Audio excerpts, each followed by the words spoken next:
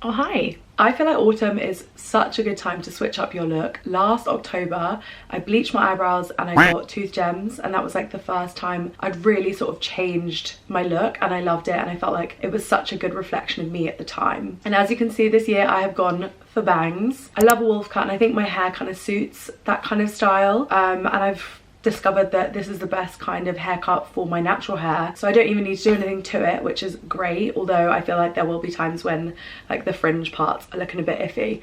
Even then I shouldn't have played with it because now I need to fix it. One sec. It is what it is. Summer's over and I don't know why, but I just feel like I would never get bangs for summer. Like I feel like the sweat would be a bad mix. And I feel like because the education system here, September always just feels like a fresh start, and I love it. September is the start of a new academic year, so people are going back to school, back to uni, back to college, or their summer is over and they're starting to think about what comes next. So I wanted to do a video that was inspired by a careers event we had at work. I feel like it's very common practice for influencers and content creators to be a little bit more discreet about where they work and what they do, which I completely get, and I understand that there are risks involved in sort of sharing it and talking about it openly. But I kind of just thought about it and I thought if you wanted to try and work out where I worked and what I did, you could very easily do that. Like that information is very much out there online. So I'm not going to beat around the bush here. I work at Peachy, which is a London-based women's wear fashion brand. I've been there for a year and a half now, and my current title is digital creative. We're super community focused at Peachy, so we wanted to open up our offices and invite students and graduates in for a careers morning. So we had a panel event with heads of department, an open Q&A. People were then able to talk to those heads of department separately and break off into little groups based on department area. Our founder then did a talk, and then we did CV and portfolio and interview tips and advice. We had so much positive feedback from that morning, and I remember just reflecting and thinking how much my younger self would have benefited from hearing and having those conversations. So I wanted to come onto my platform to share my side of that story and what it is that I shared at the event and more, and go into a lot more detail for you guys. So in this video I'm going to talk about my career journey so far and everything that has led me to where I am today, and I will also share some tips and advice along the way, because I remember just feeling so lost for so many years, and it was such an overwhelming feeling, and I felt like I constantly had this weight on my shoulders, and I feel like that weight has only really been lifted in the last year. I'm going to start with my career and academic background, and then talk about how I got the job at Peachy, and then my progress within the company since I've been there. Obviously I'm not a careers advisor, I am no expert, this is just my experience, but I wanted to share it with you, and hopefully some of you might find some of it useful. I have had a job since I was 12, and I've worked every weekend, school holiday and uni holiday where possible. Started out in a cafe, then a gift shop, then retail at Topshop.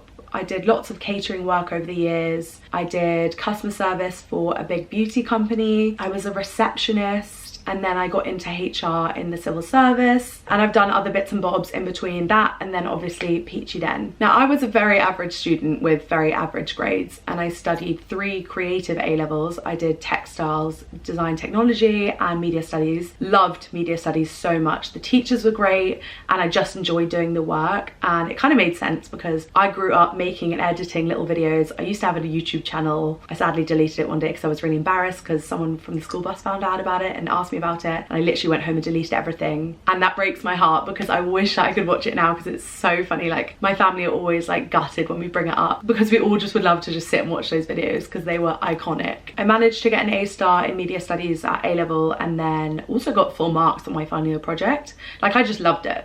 I loved it. So I didn't really understand why I wasn't looking at doing that at uni, but actually come to think of it, I was predicted a B and got an A-star, so maybe that's why I didn't really know how good at it I was. I'm blowing my own trumpet here. When I started UCAS at the beginning of year 13 to apply for uni, I ended up firming fashion marketing at University of Manchester. I then had this whole like, I don't know if I want to do something creative or go down a different route, and changed to social anthropology. Literally have no idea what was going through my head at that time. On results day, which was actually the day after my 18th birthday, so I woke up with a stonking hangover and had lost all of my personal belongings, logged onto UCAS and found out I didn't get into uni, which means I didn't get the grades I was predicted. So I had gone from such a high, like I had the best 18th birthday, to such a low. Went to school, found out my grades, and then basically spent 2 weeks on the phone crying, trying to get something on clearing because I was just so desperate to get out of my hometown and leave the island. So I kind of was just taking anything I could get. I ended up firming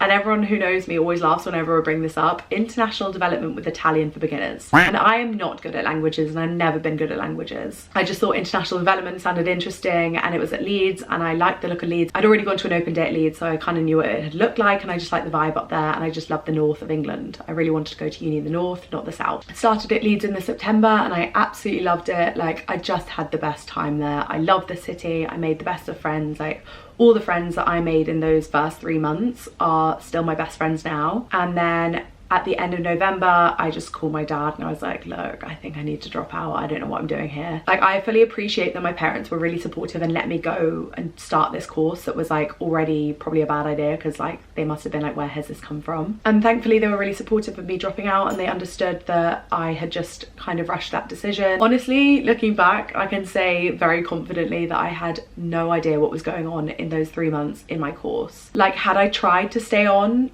in January, those exams, I would have completely flunked, and I would have realized how out of my depth I was, and I was literally just barely even treading water. Like, I was drowning already as it was. And that was the first term of year 1, so it was only going to go down from there. So I decided to move home. That was actually when I moved in with my great aunt, and I decided to work and save, and then kind of rush the decision again because I still wasn't really sure what was going on. And I think I firmed Manchester Met, and I don't even remember what the course was. Like, literally have no idea. And I remember just on results day thinking, I'm going to postpone this for another year because I'm not like ready. And I just knew that I wanted to be in Leeds, and I knew that that was the right place for me, and I just needed to find the right course there for me. I think after rushing the initial decision, I didn't want to make a decision that I didn't feel instinctively really good about, and I didn't feel good about Manchester Met. I then returned to Leeds the following academic year to study digital media, and it was 100% the right move. Like, sure, there were aspects of the course that weren't as interesting to me, but overall I genuinely loved the work and learning about the topics that we studied and that were in the curriculum. And I remember just finding all of the lectures and the workshops and the seminars so interesting. I think there was maybe one coding module that I found to be a bit of a drag, but it was a really good course for me where I could pick and choose and sort of tailor it to my interests within the digital media sphere. So in third year, you choose to either do a 10,000 word dissertation or your final year project. And because the course is quite a practical course, and you take it because you want to make and explore and play around with different digital media mediums, I guess, I think 90% of students do the final year project. And I think because of my individuality complex, I wanted to do something that hadn't really been done before. And I remember our course leaders, when they first introduced us to the project, they really encouraged us to try and think outside the box. So I had a little meeting with my course leader and said, what do you think about me doing a podcast? This was in 2019, remember? So podcasts were kind of on the rise, and he had said that no one had actually done a podcast for their final year project before. And thus, the birth of Daughter of a Hoarder. The podcast focused on wardrobe wellness and mindful consumption. I managed to record a grand total of 2 episodes in person before the entire university and campus was shut down as COVID hit. And then I was no longer able to access the media suites, the recording equipment, or anything really, which was great. Every aspect from my pre-production to my post-production was self-taught, and I just had to adjust to going fully remote. I bought a podcast pretty early on in the pandemic, so before they sold out with all the other budding podcasters, and I recorded any future episodes on Zoom. And in hindsight, that ended up being super beneficial because I ended up interviewing people from all over rather than just hosting them in the recording studio in Leeds. I did lock down and finish my degree in Leeds, and then a couple of weeks after that I fled home to Jersey. I was in a fortunate position where there was an opening in a role in the level above what I was doing whilst I was home in between for university holidays. And HR was by no means my passion, nor was it a career route that I was particularly interested in, but it was decent pay and a really lovely team. I had initially planned on going traveling and then moving to London, but I wasn't able to do that because it was literally summer of 2020, mid-pandemic. Also, I wasn't going to turn down this opportunity when literally all around me people were losing their jobs because of the pandemic. So I ended up working that role for like 14 months, I think, and then saving 2/3 of my paycheck every month because I knew that I wanted to eventually go traveling and move to London. I continued doing the Daughter of a Hoarder podcast on the side of this, but because I was spending Monday to Friday 9 to 5 on my laptop at home in my bedroom, I didn't really want to spend my weekends on my laptop in my bedroom either. So I took a break from podcasting, and then I kind of focused more on doing social media and helping my mum clear out her house. So for those of you who don't know, Daughter of a Hoarder is called Daughter of a Hoarder because my mum is a hoarder. Her house and storage units and God knows what other secret hiding spaces she has are filled with clothes. I've always grown up wearing my mum's clothes and like having access to them, but never really thinking that much about it. And then I started at Leeds and I had like a newfound love for like vintage clothing, and all of my mum's stuff is from the 90s and the noughties, and I realised just what a goldmine it was. And then I also take a lot of pride and joy in sorting and organising, and I find it really satisfying, and I think that comes from my stepmum. She's a big declutterer, organiser, clean freak, and I respect it. And I think as a result of living in both households, I have the deep love of like vintage clothes and fashion, but I also just find it really satisfying being organised and cleaning and tidying. I actually started out by helping my friends clear out their wardrobes and then doing Instagram story sales of clothes that they didn't want anymore. And then I started going to my mum's house and helping her just work through it. She lets me keep or sell pieces that she no longer wants or needs, which by the way is probably like, say we go through 10 items of clothing, she'll probably keep 4 and I'm allowed like 4, and then 2 we might donate. Having this side hustle definitely kept me sane and busy during lockdown, but it's also given me an incredible sense of purpose and has completely changed my life. So when the time came, I went traveling around Central America with my boyfriend for 3 months, and then I came back and found a flat in London. The job at Peachy Den was actually the first job I applied for in London, which is wild when I think about it. I'd seen on their Instagram stories they were advertising for a creative/TikTok intern, and I sent in a CV and a cover letter within about 24 hours of seeing the job advert. My first tip is, if you see a job being advertised on social media, is to screenshot it. Stories disappear, posts get lost or archived, and you don't want to look like you weren't paying attention. I would also really encourage you to read the job advert and information about applying really carefully. I've since been on the hiring side for that role, and I remember on the job advert it said please include your CV and your social media handles, and the amount of people who didn't include their social media handles was really surprising. And I think that level of attention to detail is really important and does stick out, and you don't want to leave a bad impression when you're applying for a job. So make sure you just read everything really carefully and provide the employer or the brand or the company all the information that they have asked for in the job advert. My third tip would be just keep it really clear and concise. Like, I've received emails that just look like dissertations when people are sending their CVs and applying for a job. And personally, I've always found it better from both perspectives, as someone hiring but also someone applying, to just keep it short, sweet and simple. My standard sort of template for applying for a job is if it's a general email address, so like a careers at company name, and it's not like Helen at company name, I would put to whom it may concern. In response to the insert job title, opening at insert place of work. Please find attached my CV and cover letter for consideration. And then I would just put in a sentence to support that. So when I applied for the job at Peachy, I put, I would absolutely love to be part of the team at Peachy Den, and I believe I have the necessary skills and experience to excel in this role. I hope to hear back from you soon. Many thanks, Ruby. Often the people doing the hiring are busy people, so you just want your emails to be easy to read and very clear and concise. I think it's best practice to separate your emails out rather than just have like a big chunky block of text. I think having my corporate office job helped me understand and learn the do's and don'ts and sort of just how to adhere to corporate standards, I guess. When you're sending your CV out to anyone, make sure you export it as a PDF so it's always in the same format when people open it. And I think it's best to save the document as your first name, your surname and CV. I used to tailor my CV based on the job and the company that I was applying for, not just the contents of my CV but also the way it was designed. So I would try and do it in a format that matched the branding of the brand or company that I was applying for. So for Peachy Den, I used the eyedropper tool on their website to get that sort of beigey yellow, and that was the background colour of the header where I had my name at the top of my CV. I also found a font that was similar to the typography that the brand would use for their logo, and I remember for Peachy Den I put the E in my last name in italics, which was what Peachy Den does in their logo. I think that kind of creativity and attention to detail does stand out. Also, I think it kind of shows that you can create work that fits in line with their brand and tone of voice. When I say I would tailor my CV for the job, that is something that I would 100% encourage you to do. So not all of your experience will be relevant. So your CV shouldn't be more than 1 or 2 pages. So I wasn't going to include every job I've ever had since I was 12 because that's just unnecessary. I included only relevant work. So I put my experience volunteering in my mum's vintage designer store, my retail experience at Topshop, my customer service experience. I'd also done a summer internship at a creative agency, and then I did mention my HR experience, even though that's not directly relevant. There were transferable skills, and also I'd progressed up 3 levels, so I think it shows that I was determined and hardworking and whatever. Also in job adverts, they will say what they are looking for in the candidate, so you want to make sure that you use those exact words and terms somewhere in your cover letter and your CV. A couple days after submitting my CV and my cover letter, I was offered a Zoom interview. I've had lots of jobs, so I've done lots of interviews before, and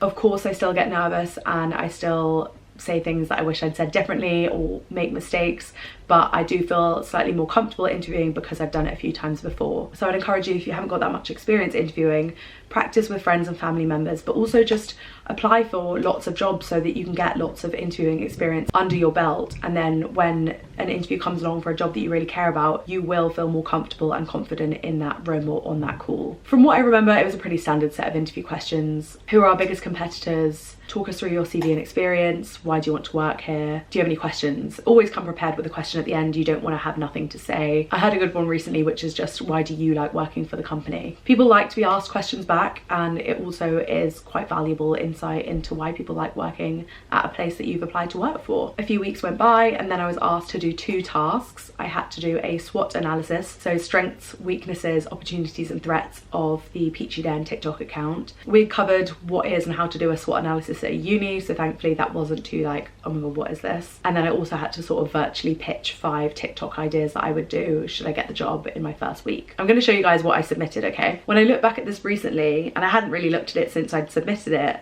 I was quite impressed, I'm not gonna lie, because I just think it looks good. And we use a lot of decks at work, and I think this kind of thing is similar, not like the content, but the vibe is similar to what I do relatively often in my day-to-day job anyway at Peachy. It's about being creative and expressing your ideas and communicating your ideas effectively. And I even did all the E's and the titles in italics again, so like just showing a little bit of attention to detail and je ne sais quoi. But it was because I wanted the job so much, like I really put a lot of effort into that, and I remember just spending a lot of time on it, just making sure I got it right. I didn't rush it, but I did it all relatively quickly because I wanted to get it in within a good time frame. Actually, I think I was set a deadline for the task. I then just spent days and weeks obsessively checking my emails, in between quite staggered responses, and I was very quickly draining through what I had left of my savings from traveling. Paying for rent and existing in London is hard enough to do with a job, never mind being unemployed and not knowing when those circumstances might change. As time went by and panic really started to set in, I didn't want to put all my eggs in one basket because I was really just like holding out for the Peachy job. But I eventually did a call out on my Instagram and said, does anyone know of any jobs going? I'd like to work within hopefully the sustainable fashion space, but open to ideas so long as it's somewhat creative. Had some really helpful responses and ended up getting 2 interviews at 2 sustainable fashion startups. I honestly wasn't really sure what kind of job I was looking for in the first place. Like, obviously it needed to be entry level because I didn't have a whole lot of experience in any of those spaces. But I do remember just like looking through LinkedIn and wanting to bury my head in the sand because I just didn't want to do anything. Like, obviously I wanted a job, but everything that I was reading just didn't seem right. And the job at Peachy just seemed right, and I think that's really why I was holding out for it. And thankfully my instincts were right, but it really could have gone one of 2 ways. I was then invited in for a trial afternoon where I had to go in to the office and make 2 TikToks. They hadn't given me any really briefing beforehand, so I didn't really know that that was what was going to happen, but I kind of just assumed anyway. But it was like an open plan office with like 15 cool girls who I'd never met before, and I just had to go and film 2 TikToks. So I just remember I like tried something on and filmed myself in it, and then I also tried on like a few jumpsuits and filmed a fun little video. Finally found out I got the job, and I initially started off interning 2 days a week, and then I went up to 3, and then I went up to 4. Obviously the focus of my job was TikTok, so I was planning and making all the TikTok content, but I was also a creative intern, so I was just doing general intern roles and responsibilities, errands and running and things like that. I also worked at the Shoreditch pop-up for 1 or 2 days a week. Then I was 3 months into the job and was promoted to marketing and e-com assistant, and then 6 months down the line I was made digital creative. So in my role now I produce the shoots, so I am organising models and photographers and helping come up with the creative and build out the mood board and stuff around the campaign shoots and the e-com shoots and the content shoot. I write the collection copies, so I build out little essays or stories behind campaigns or events that we do. I plan and organize events, so we did recently the sage flower arranging event. We do pop-up parties. We're doing this series at the moment called Peachy Gems, where we're showcasing different spots around London. A large part of my role is taking content, so I do video content for our Instagram Reels and our TikTok, and also photo content for our website and for our socials. I basically just support our founder wherever possible because she is the creative director. And then recently I started sourcing styling pieces for our styling cupboard and for our shoots, which is so much fun because like my job for the afternoon was going on Vinted.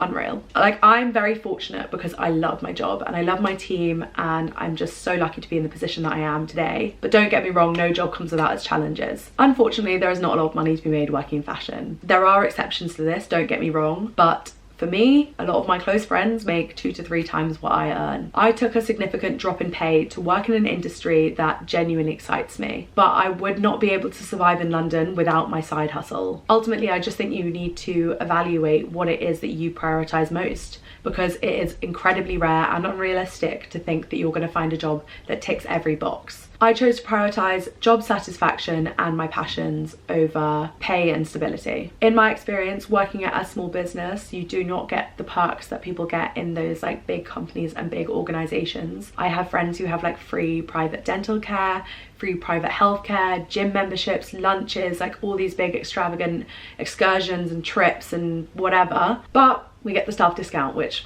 is lush. I also would like to clarify that I am a freelancer and I work 3 days a week, and I did choose to be a freelancer over being a full-time member of staff because I have this side hustle that I would like to continue working on and growing. But being freelance means that I don't get sick pay and I don't get holiday pay, so when I'm off I'm not earning, and I pretty much make just enough to cover my rent, bills and food shop. Looking back, for as long as I can remember, I have always wanted to work within a fashion space. I genuinely, like, wholeheartedly to my core believe that everything happens for a reason, and what's meant for you will find you. And I'm so lucky to be in the position I am now, but I don't know where I'm going to be in 5 or 10 years time, and that's fine. You don't need to know where you're going to be in 5 or 10 years time. You only need to know where you're going to be right now, and you can look ahead. I think up to 6 months is very feasible, but who knows what life is going to throw at you, and I wouldn't spend time worrying about the future. Just try and be present and think about what it is you're doing now and trying to be happy in what you're doing now. As I said, I'm very happy and content in the position that I'm in now, and I don't see myself changing anything at this point in time. I just really want to focus on my time outside of work, on growing my platform,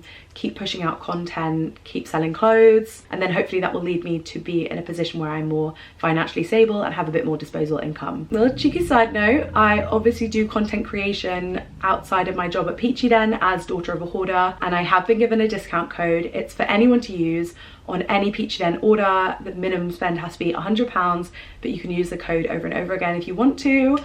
The nervous cracks in my voice, sorry. If you want to use my code, it is DOAH10, DOAH 10.